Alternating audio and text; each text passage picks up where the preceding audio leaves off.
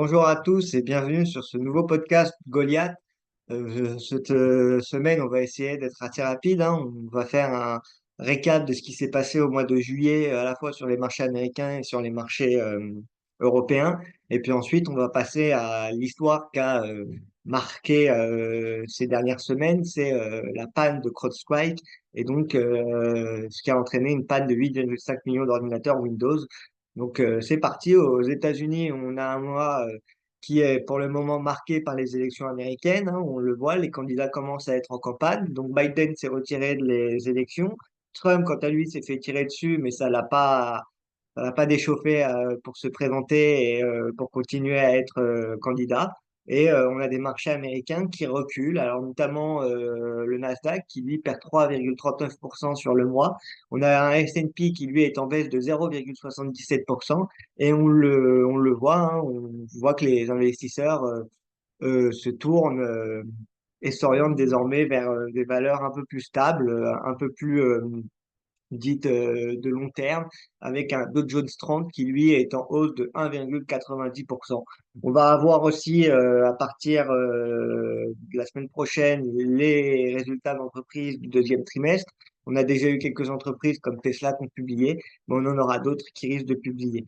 En France, on a aussi eu un mois assez chargé, hein, avec un mois qui a commencé au début du mois, Emmanuel Macron qui a décidé de dissoudre l'Assemblée nationale, ce qui a entraîné des nouvelles élections et un CAC qui, lui, perd 3,7% sur le mois, qui était au fin mai à plus de 8000 points et qui se retrouve désormais à moins de 7400 points aujourd'hui.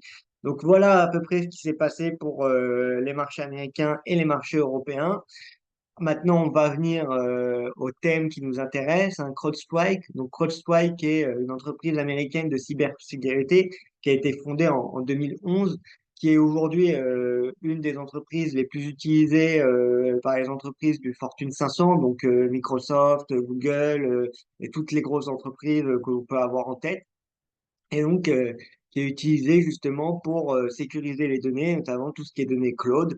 Et donc là, elle a été à l'origine d'une panne informatique mondiale le 19 juillet.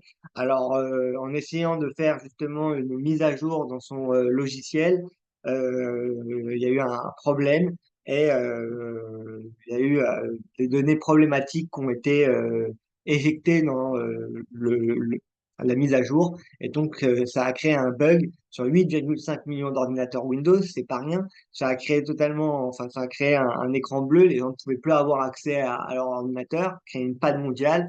Et il y a eu beaucoup d'entreprises qui ont qui ont eu des problèmes à la suite de ça. On pense notamment à des sociétés aériennes, des compagnies aériennes, hein, notamment Delta Airlines qui a eu des soucis. On peut penser à des hôpitaux, des usines ou même des hôtels qui pouvaient plus retrouver les réservations des clients. On n'avait plus accès à leur base de données. Ce qui n'a pas manqué, c'est qu'en bourse, l'action elle a bien chuté. C'est l'une des plus grosses pertes sur le mois. À la suite de cette nouvelle, hein, l'action elle perd 33%. Et donc, on a un titre qui est fortement pénalisé.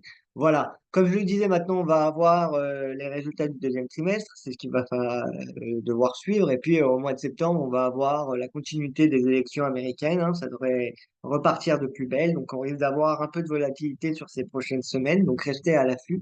Et puis, nous, on continuera avec Goliath de justement essayer de vous fournir l'actualité assez rapidement et de manière mensuelle minimum. Et puis, on a rajouté aussi pas mal de produits sur l'application. J'espère que ça vous plaira. On devrait d'ici les prochaines semaines aussi mettre les effets de levier à disposition de tout le monde. Donc, on fera d'autres présentations pour expliquer comment cela fonctionne. Merci à tous et puis on vous souhaite de bonnes vacances et restez prudents sur les marchés. Au revoir.